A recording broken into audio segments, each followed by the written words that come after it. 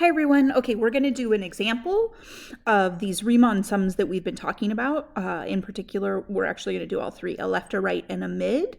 So we're given the graph 3 times so that we can draw the rectangles for each of these, but it's all the same curve. So we're working on f of x equals x squared plus 2. And since we're given a formula, we want to make sure that we use it. If you're just given a picture and no formula, you'll do your best to estimate the heights of your rectangle, and that's great.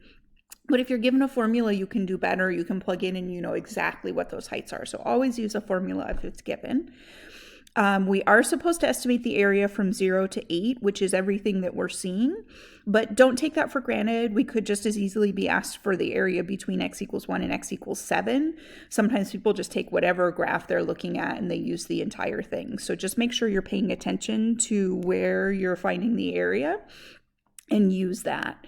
And then the last thing I want to point out here is that we're asked for L sub 4, R sub 4, and M sub 4. That 4 means 4 rectangles. So if we have an interval that's 8 units long and we want to split it into 4 rectangles, that means each rectangle will have a base of 2 units. So the first rectangle will go from 0 to 2, and then 2 to 4, and 4 to 6, and 6 to 8. And that's true for each method. The base of the rectangle will not change. The method tells you how to calculate the height. So that's what will be different in each of these 3 pictures. Okay, so I'm going to start with L sub 4. And first rectangle has to go from x equals 0 to x equals 2. With a left-hand sum, you're supposed to use the leftmost point in the base of your rectangle in your interval to determine the height. So if we're going from 0 to 2, we're going to go to the far left, which is at x equals 0, and we're going to use that x equals 0 to determine our height. So graphically, just wherever you run up and hit the curve, that's going to be the height of your rectangle. But again, we have a formula, so we know that the height of that rectangle is 0 squared plus 2, which is 2. So make sure you plug in that x value into your formula. The next rectangle goes from 2 to 4, so we're going to go to the far left-hand side, x equals 2, and that will help us find the height of our rectangle. And to get it exactly right, instead of just this visual approximation, we'll plug the 2 into our formula and say 2 squared plus 2 is 6. And so on. The next rectangle goes from 4 to 6, so we'll go to the far left, which is x equals 4. We'll run up and hit the curve. That'll determine our height. Since we have a formula, we'll do that very carefully. We'll say the height of this one is 4 squared plus 2, so 16 plus 2 is 18. And then last but not least, from 6 to 8, if we go to the far left, that's x equals 6. We run up and we hit the curve. That'll determine the height of our rectangle.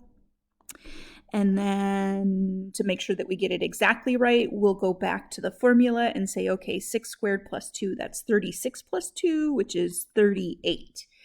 Okay, so we have the picture and we have all the heights, but remember what we're really interested in is the area. So we're going to say, okay, well, we have this 2 and the 6 and the 18 and the 38, but those are just heights, and each one of those should get multiplied by the width, which is 2. So you can write those out individually. You could do 2 times 2, plus 6 times 2, plus 18 times 2, plus 38 times 2. That's fine. It's just sort of ease of writing it out to factor the width out and just hopefully make your arithmetic a little bit easier. So let's see, we have in the parentheses 2, 8, and 18, 26, and 38, so 50, 64. So 2 times 64 is 128. You can recheck my arithmetic. I think that one's good. So L sub 4 is giving me 128, which means we're estimating that the area under this curve, so this entire area right along here, is about 128. And we can see when we look at the picture that each one of our rectangles stays below the curve. So this is definitely not a perfect estimate. This is definitely an underestimate. But it's a decent start. So we know that the actual area is at least 128. So now we can compare this to R sub 4. And for R sub 4, we're going to do a very similar process, but to find the height of our rectangle, we're going to go to the far right-hand side. So the first rectangle's height will be determined at x equals 2. And this actually lines up with our second rectangle last time. So when we plug in 2, we get 2 squared plus 2 is 6. And notice that does line up with our second rectangle. From 2 to 4, we're going to head to the far right, which is x equals 4. And when we plug that 4 in, we get 4 squared is 16. 16 plus 2 is 18. Again, not coincidence that that matches with our third rectangle from last time. All our heights are just kind of getting shifted over. From 4 to 6, we'll go all the way over to 6 to find our height, the right-hand side. 6 squared is 36, plus 2 is 38. Again, not a coincidence. As you get used to this, you'll know you can just skip the first height and carry the rest of them over. And then this is the one that's a little bit new. From 6 to 8, we're now going all the way out to x equals 8 to find the height, which we didn't have to do last time. So we'll plug in 8, we'll get 8 squared, which is 64, plus 2, which is 66. So I'm seeing 6 plus 18 plus 38 plus 66. And again, do not forget the widths. This is really important. I want you to understand what we're doing is finding area. So we want to multiply each of those by 2.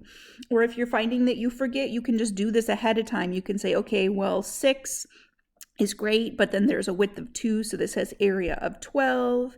18, that has a width of 2, so 18 times 2 is 36, and so on. So you can do that up front if you'd rather. Just make sure you remember that you need to do a length and a width if you're finding the area of rectangles.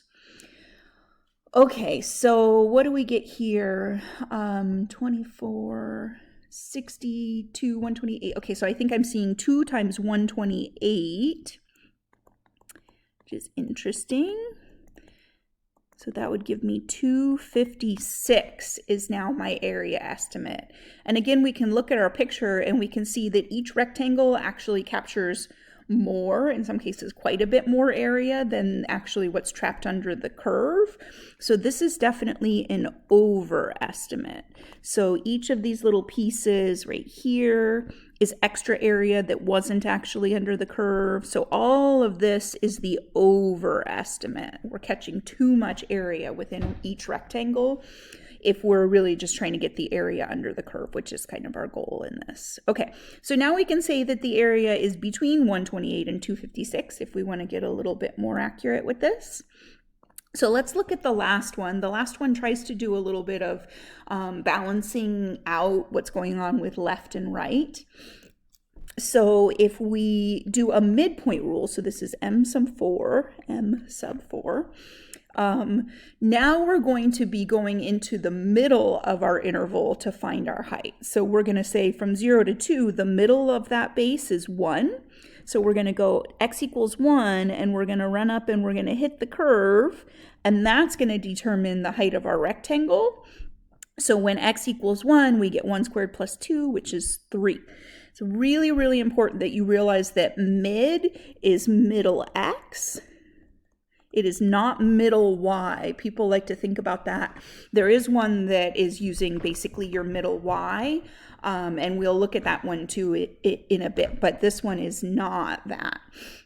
Okay, so 3, the next one is from 2 to 4. So to determine its height, we're going to go to x equals 3 right in the middle, and we're going to use that to find our y value. And if we plug that back into the formula, 3 squared is 9, plus 2 is 11. From 4 to 6, the middle will be x equals 5. So again, the picture is sort of approximate, but it gives us a good idea of what's happening. The formula is giving us exact heights, so that's nice. When we plug 5 in, we get 5 squared, which is 25, and then we add 2 to get 27. And then last but not least, from 6 to 8, the middle of that interval is 7. So we're going to determine the height by plugging in 7. 7 squared is 49. 49 plus 2 is 51. So this is what our rectangles will look like for the midpoint rule. So we're going to take the 3 plus 11 plus 27 plus 51.